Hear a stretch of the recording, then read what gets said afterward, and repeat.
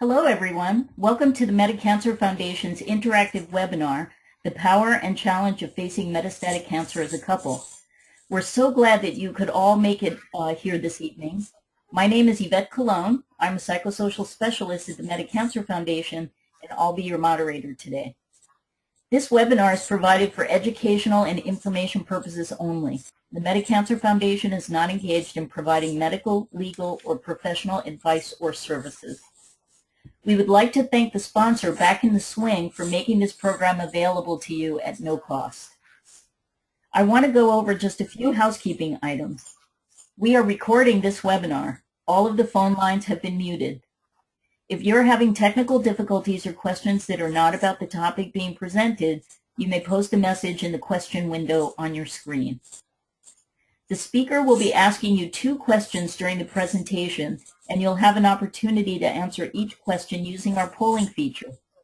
We'll provide the results of the poll on screen. Each question and poll will take approximately 1 minute. There will be a question and answer period at the end of the presentation today. At any time during the presentation, please type a question in the question pane on your screen and press the send button. Our speaker will answer as many of the questions as possible. We apologize in advance if we can't get to all of your questions. Our topic tonight is the power and challenge of facing metastatic cancer as a couple. At this time, we would like to welcome our special guest speaker, Ashley Varner.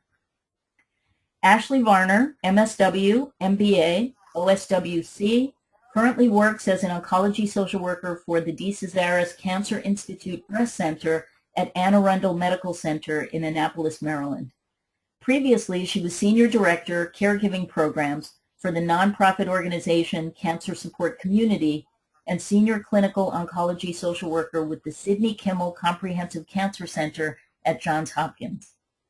Her professional expertise includes the study of the experience of those with a loved one diagnosed with cancer, as well as the use of spirituality and religion as ways to cope with cancer.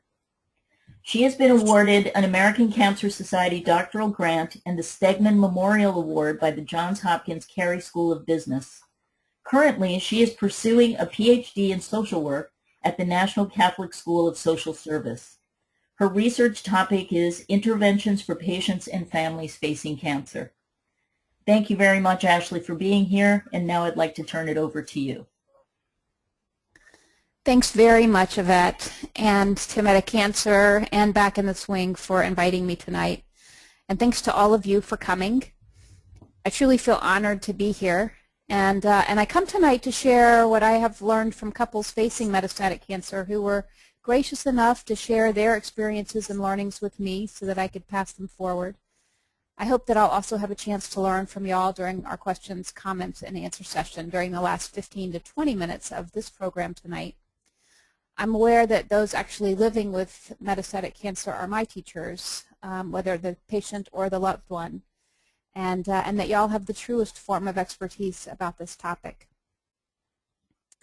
So we do have some objectives tonight. We're hoping that we're going to be able to, just to be on the same page, we're going to explore some specific situations that come up for couples facing metastatic cancer, and just name those. We'll explore some of the most common trouble spots that I hear about from couples. Then we'll briefly touch on a problem-solving method that many couples have found helpful in addressing challenges they've encountered. And hopefully this will in turn improve communication and quality of life for all affected by cancer, and give folks ideas about ways to be proactive in the caring process, both for oneself and one's partner. So we're going to get started right off with a poll question. And the question is, has the metastatic cancer diagnosis changed your relationship? You'll answer the yes/no part through the computer. But if it has changed the relationship, I would also ask you to think about, just for yourself, how it's changed the relationship. Okay, so at this moment, we are going to start the polling feature for question number 1. You will have an opportunity to answer either yes or no. Please take a moment to participate in the poll. and we'll give just a few moments.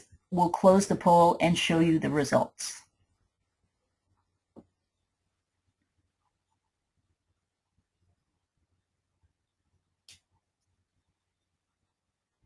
Okay, just a few more moments.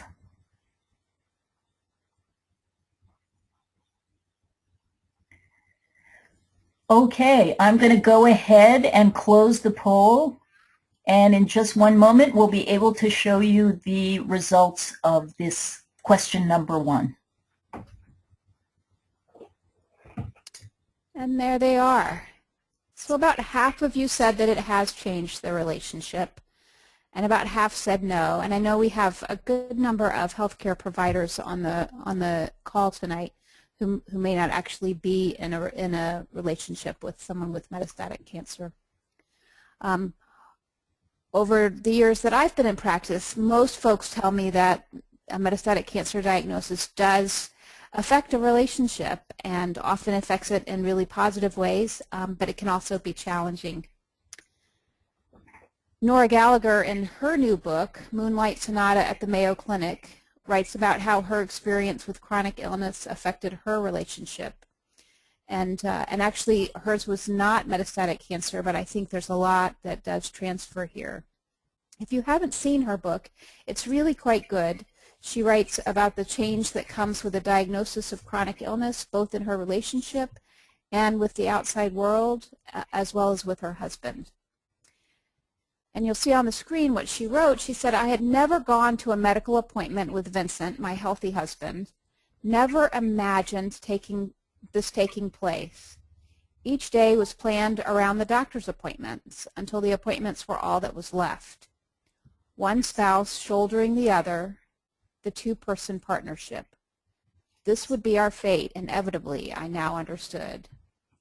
That I had never recognized this before, never imagined it, was part of my former life in that other country from which I was now separated by the glass wall. What had I imagined when I thought of us growing old? I had not." And I think she does a very nice job of summing up what many people tell me happens when metastatic cancer enters a relationship, is that it really can change the roles.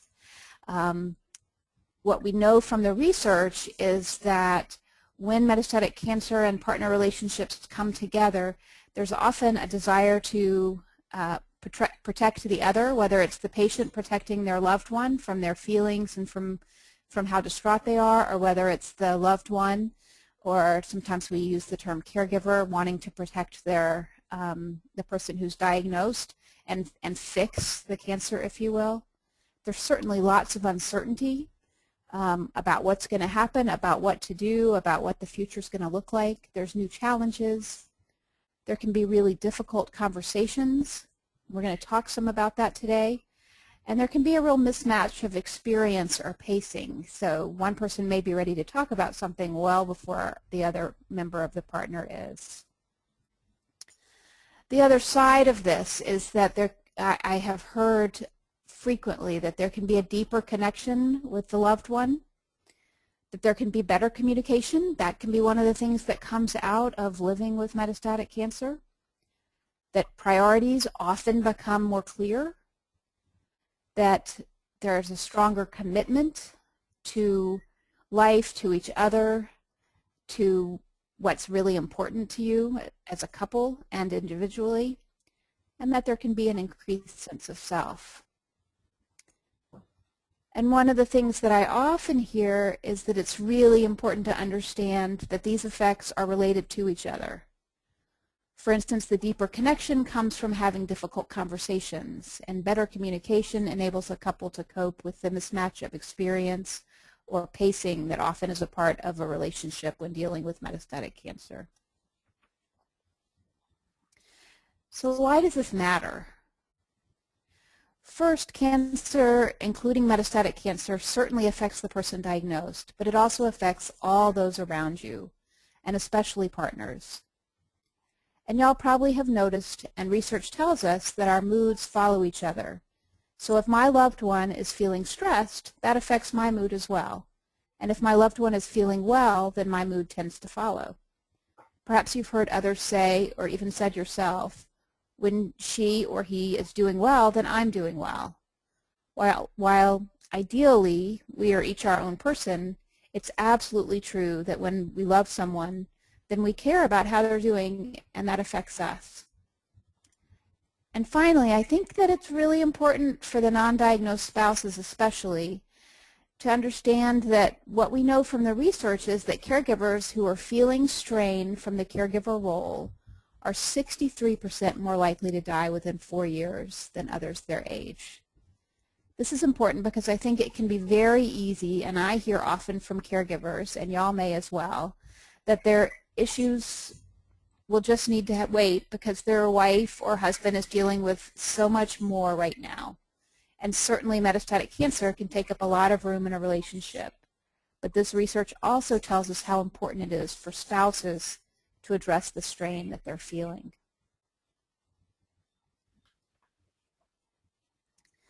So this is just a quote from the trenches, so to speak.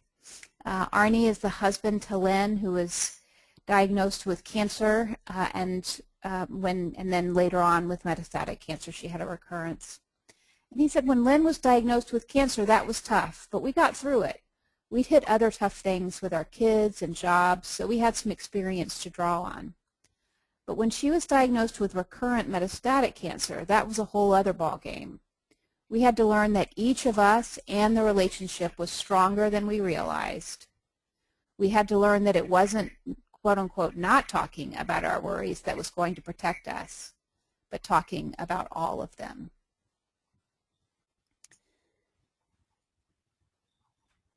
And if we think about what some of the reasons are that communication can be really difficult, it's because it's for a whole variety of reasons. Maybe first and foremost, again, that desire that we have to protect our partner. We care so much about each other, and we don't want to say the wrong thing, and sometimes that leads us to not say much at all, or to sugarcoat, if you will. I often hear the term sugarcoating. There's also a great variation between and within the sexes. So characteristically, there are a couple of types of communicators that I'll talk about next. There are what I like to call fixers, or people who really want to focus on getting the problem fixed. And then there are processors who really feel better just to be able to talk about the problem. Those go in hand in hand with the really instinctual response to stress and the continuum that's out there that varies from reaching out to turning inward. Some of us, when we're really stressed, tend to reach out very easily for help and want to talk about it, and others will turtle or kind of move into our shell while we think through it.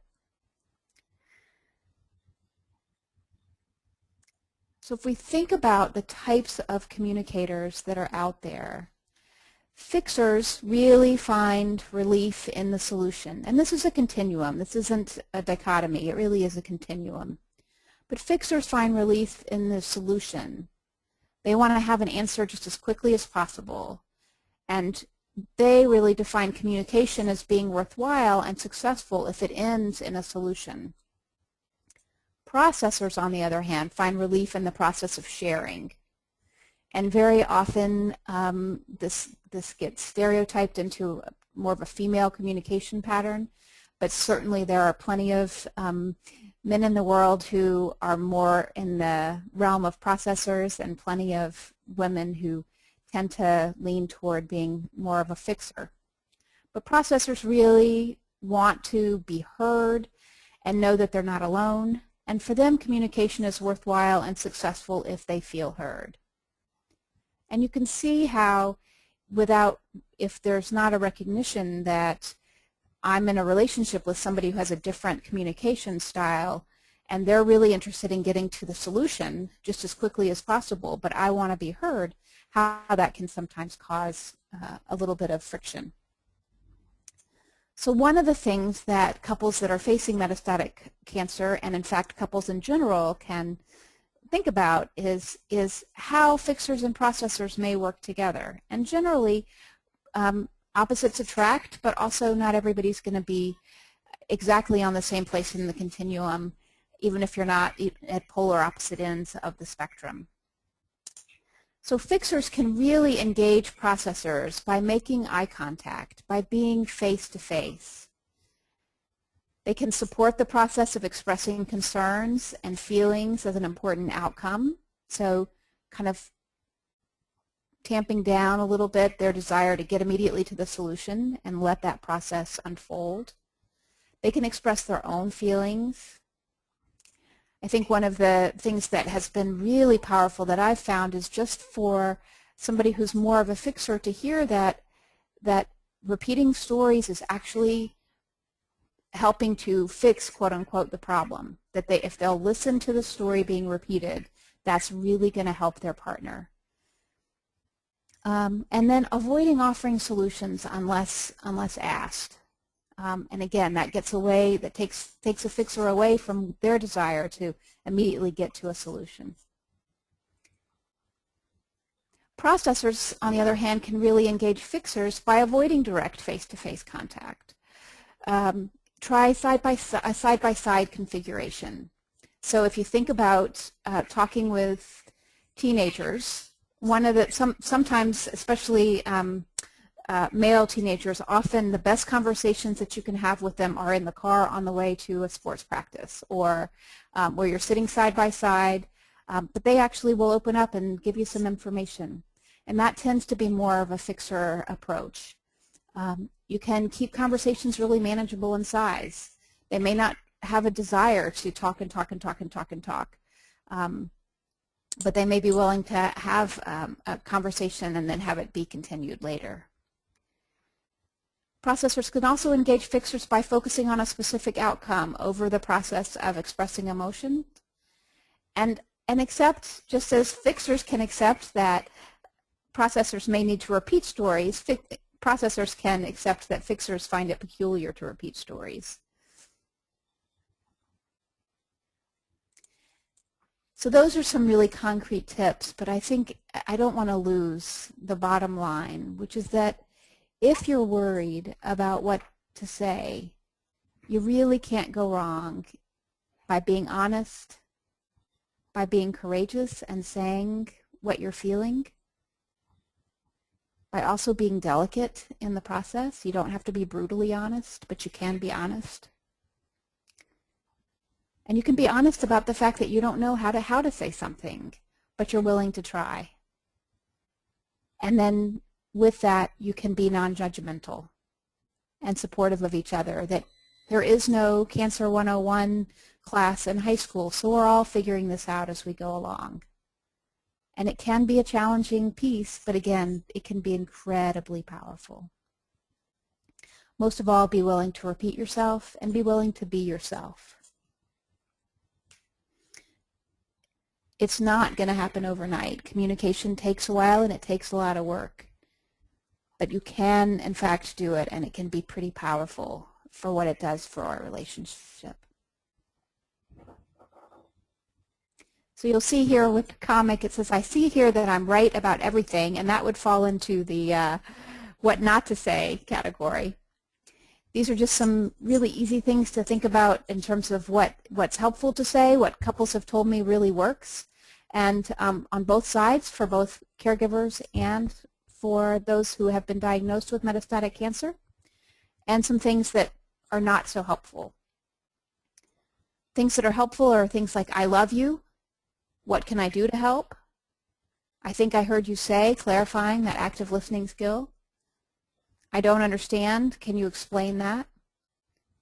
And not surprisingly, some things that are not as helpful are, if you would just, ... there's nothing to be afraid of. It's all for the best. And I understand exactly how you feel. Because, of course, we don't understand exactly how we feel. So now we're going to move on and just talk a bit about one method of systematic problem solving that a lot of folks have found helpful. It's called the COPE method of problem solving. And COPE stands for creativity, optimism, planning, and expert information. And there are lots of different methods of systematic problem solving, and this is by no means the absolute best. It's just one. And the real goal of systematic problem solving methods is for you to have something that you and your partner can drop back to when you're feeling stymied and communication isn't happening the way you want it to, and you feel like maybe you're going in circles, or there's a lot of friction in the relationship. It gives you some real concrete tools to use when things can be tense. This particular method does tend to bring together fixers and processors, and there are many different forms of it, but with every form of systematic problem solving, the most vital part is to really clearly define the problem. So again, COPE was developed by Peter Houts and Julia Buescher. It's about, 20 years old. And again, it stands for, the C stands for creativity, the O stands for optimism, P stands for planning, and E stands for expert information. And actually, that's a nice mnemonic, but you start with the expert information, so you start from the back. So after you've carefully defined the problem, what's going on that's getting in your way, then you gather expert information. And that may include, and needs to include, you and your partner, as well as, and then from there you decide who carries the expert information. And certainly it can be tempting to go always to the medical care team for expert information, but depending on the problem, family members, friends, ancillary folks, clergy, other cancer survivors, other caregivers can really be a powerful part of gathering that expert information. And what you want to do is to begin to then, once you have gathered that expert information, using creativity and optimism, brainstorm possible approaches to the problem.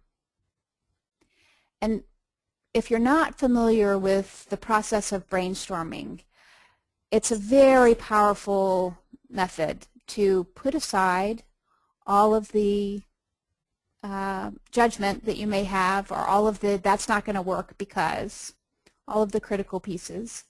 And while you're brainstorming, everything is valid. So everything goes down on a piece of paper. And you'll see there to the side a problem solver, the COPE model problem solver. I think that that's also available on the Metacancer website. You want to do this in writing because it really works much better if you're doing it in writing. So you're going to write down all of your brainstorming ideas, and when you do this together as a couple, if you're able to do this together as a couple, what's really powerful is that you build off the creativity of each other. And then from those brainstorming ideas, you make a plan. And what's really important in making a plan is to pick 2 or 3 possible solutions or steps to a solution that you feel have the greatest potential for success. And at least one of them needs to be something that you can start right away. And then you want to assess your progress and regroup as needed. So again, with the COPE model, it's really important to clearly define the specific problem, make the plan measurable and concrete. So for instance, if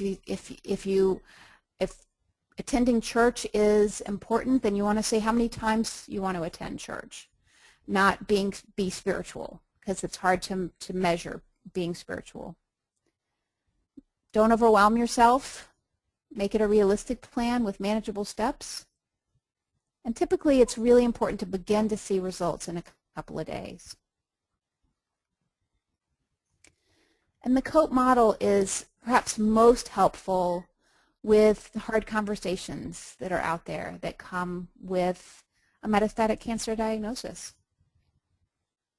So you'll see here the comic says you need to have your need to have a conversation about our problems is interfering with my need to pretend that they don't exist. And this goes back to the communication. So for our second poll of the night, we have 4 items below. Which do you think would be or has been the most challenging conversation to have with your spouse or partner? Thank you, Ashley. Everyone can see the questions that they are able to answer on their screen. Please take a moment to answer the questions. And we'll just take a moment before we close the poll and show you the results.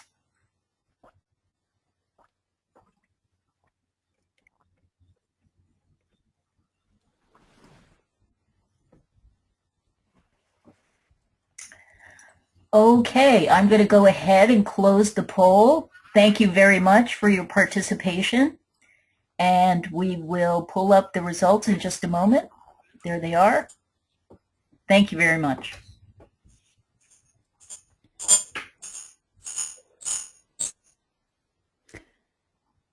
So it looks like the 2 most challenging things that y'all found were, 1, conversations about sexual intimacy was challenging for about 25% of you, or the most challenging.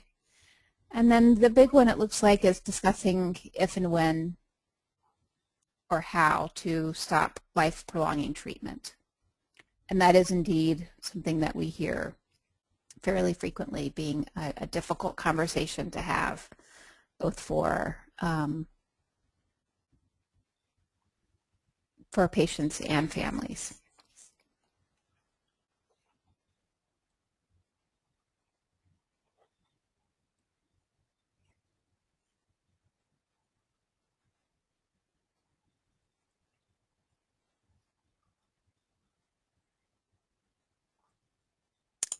And I'm sorry, I'm having a little trouble advancing the slides.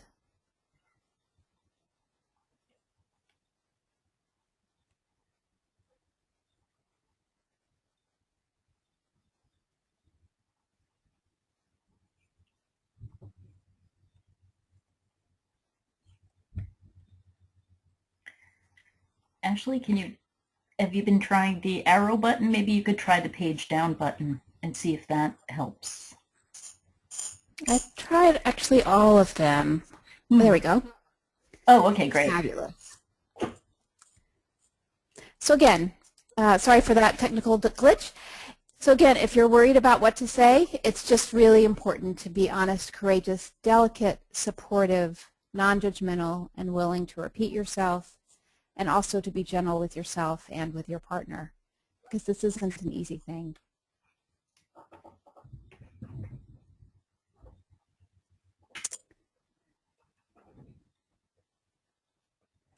So one of the typical hard conversations that we hear about, and wasn't popular this evening as a difficult conversation, but certainly can be difficult depending on where in the process you are and what your own situation is talking about finances with cancer, because metastatic cancer, and in fact all cancers, affect the financial status of a family, and in particular metastatic cancer, because it tends to be a longer journey, can have a pretty tremendous impact, and some of the newer medications are so expensive and often not covered by insurance. So if you're worried about money, work, employment, chances are that your partner is as well. And that's one of the things about difficult conversations, is that you may be worried about having the conversation, and it may be very stressful for you to think about having a conversation, no matter what that conversation is. But if you're having concerns about it, chances are very, very high that your partner is as well. So naming the concern is really the first step towards a solution. And just to have some wording, you might say, I wonder if we could find a time to talk about finances so we can be on the same page. This allows your partner to have some time to decide when they want to talk about it, when is the best time, even if there's not a quote-unquote good time. But it also puts it on the table. Another phrase that has worked for some couples is, I'm having trouble even thinking about medical bills, but I know they're coming. Can we problem solve together?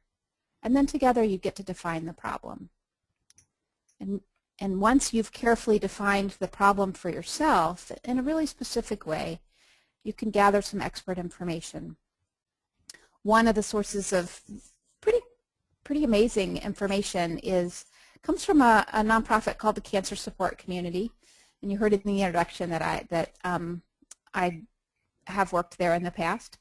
And they have a booklet that's available at no cost called Coping with the Cost of Care. It's in their Frankly Speaking About Cancer series. And it has all the information you need about insurance, resources that are available, financial resources that are available. And you see there on the slide some other sources of expert information. Once you've gathered a fair amount of information, that expert information, then you'll want to use creativity and optimism to brainstorm the possible approaches to the problem. And again, remember that when brainstorming, the judgment is suspended. All ideas are valuable. You may decide not to use them later, but go ahead and write them down in the process.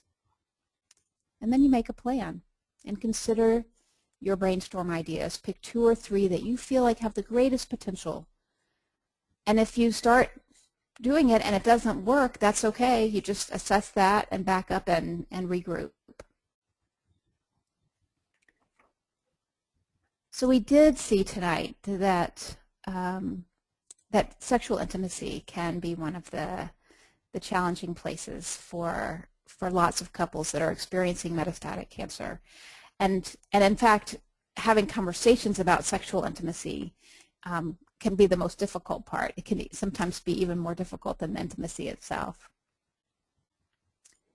And I think it's really, really important for us just to name that sexual intimacy is not a life or death issue. And so sometimes it can get short shrift in the face of metastatic cancer, but it is a very real quality of life issue, both for patients and for caregivers.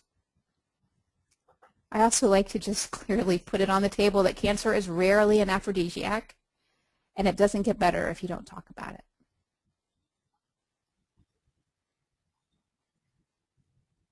So those hard conversations about sex, this is another problem-solving method, and some of the things that you can say, and one approach you can take is to first name the fact. We've only made love a few times since my metastatic cancer diagnosis and treatment. Then your belief. I think it may be because you're afraid you might hurt me. Then you can name your feelings. While I miss sex, what I really miss is feeling close to you. Sometimes I also feel angry that the cancer affects our sex life too. And finally, it's really helpful to put your needs on the table. I would feel much better if we at least cuddled more often, and if it was your idea more often. And if you were to choose to use the COPE model for sexual intimacy, what would be important would be to carefully define the problem and be specific, and then gather expert information, as you did with the financial issue. Once you have that expert information, and again, remember that you're a source for the expert information, but the oncology social worker on your team may be, somebody from the sex therapist that your oncology social worker may be able to recommend can be, your doctor can be, other couples can be. Then using creativity and optimism, you can begin to brainstorm. What are some possible ideas that are going to help with this? And make a plan. And as you consider those brainstorm ideas, again, you just want to pick 2 or 3. Don't overwhelm yourself with picking lots and lots or picking huge goals. We want things that you can start right away and have some immediate success with.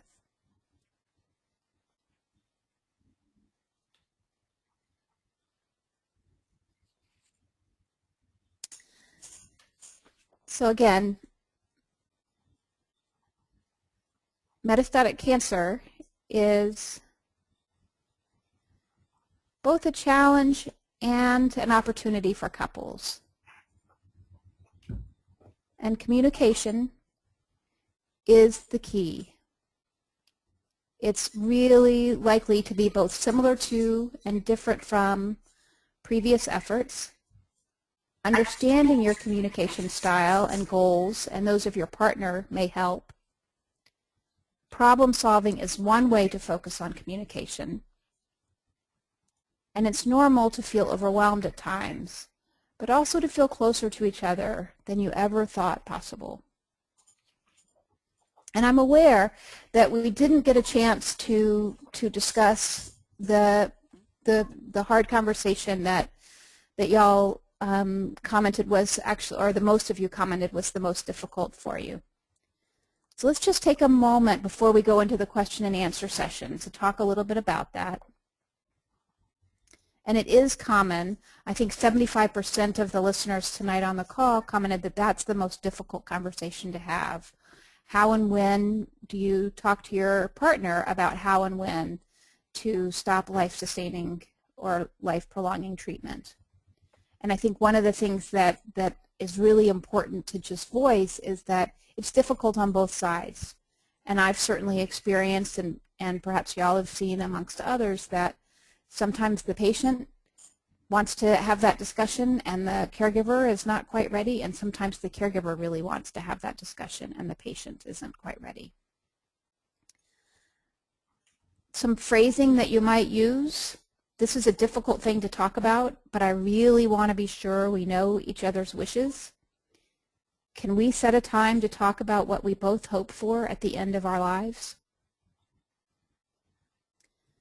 Another possible way that you could go about it is, I know you don't like for me to talk about dying, but we're all going to die someday. It's really important to me that you know what I want if I can't tell them.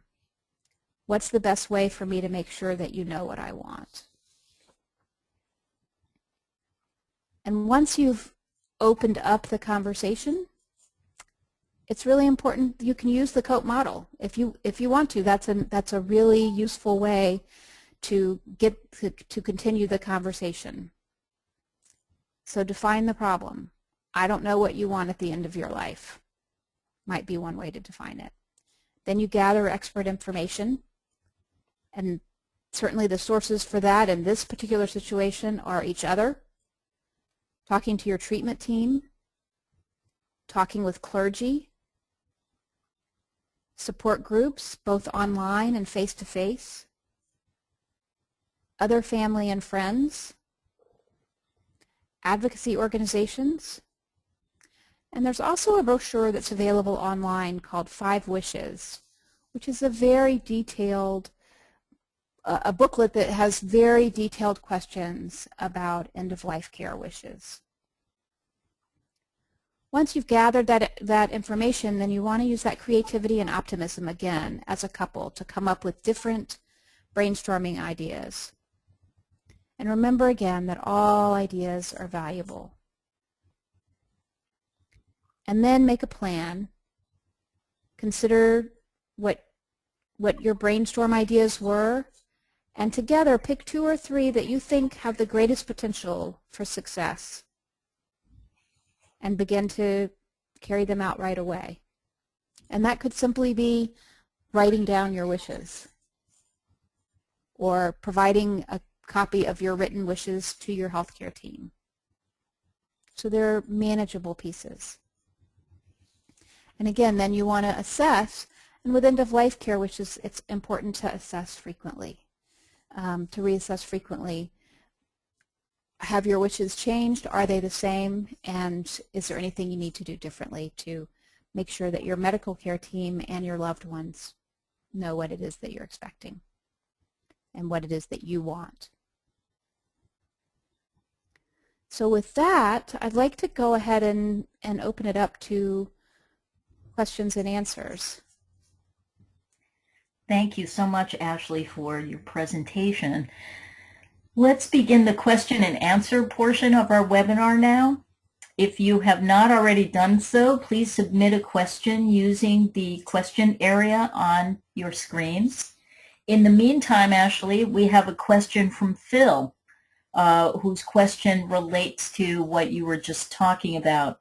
Phil says, I really want to know what my partner's end-of-life wishes are, but she really doesn't want to talk about it. How can I get through and get us both to sit down together and talk about something that's scary? Oh, Phil, I'm so glad that you're asking that question, and it certainly is difficult when you're just at different places. The phrasing that has proven really helpful for other folks that had similar situations is, it's really important to me to know what your end of life wishes are, and for you to know what mine are. When is a good time for us to talk about this?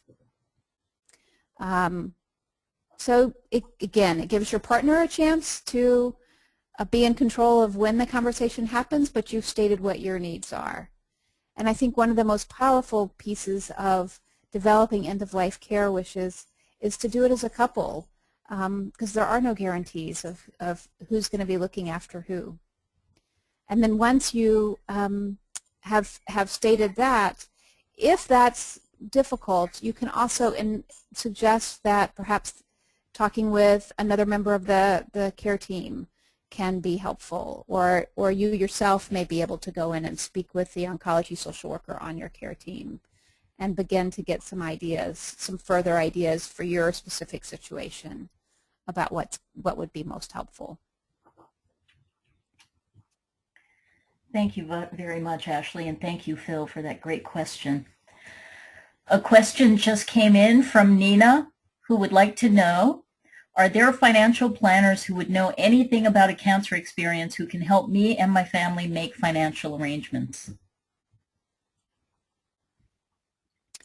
Oh, Nina, thank you so much for that question. I think that's a really important one, and it's probably something I should have mentioned earlier. So there are financial planners that deal with and are very familiar with and have expertise in working with people affected by cancer.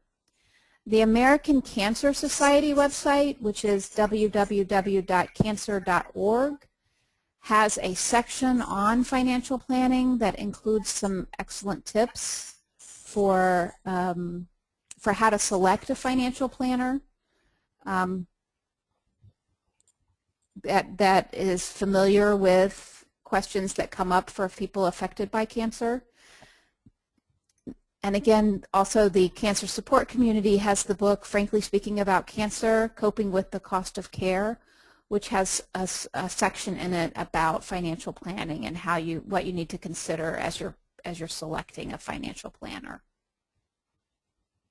And they can be enormously helpful in figuring out how to walk through this part of the journey in terms of finances. Okay, great. Thank you very much, Ashley, and thank you, Nina, for posing your question. Unfortunately, this is all the time that we have for this evening.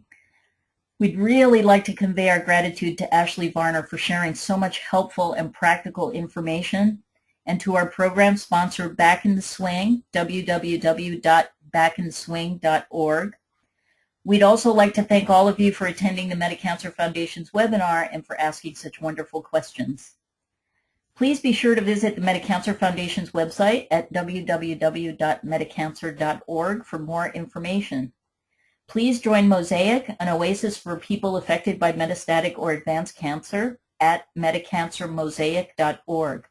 Mosaic is an oasis that allows you to share your experiences with others or just keep them to yourself. It's a safe and supportive environment that lets you express yourself and chronicle your journey no matter where you are or what you're feeling. This webinar will be available for replay, so please make sure to check out our Metacancer Foundation homepage soon for an announcement. Please be sure to tell your friends, family, and colleagues.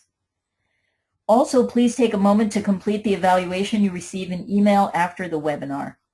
We look forward to seeing you all participate in future webinars on our website and in our online community. Thank you very much for being with us. Take care. Until the next time.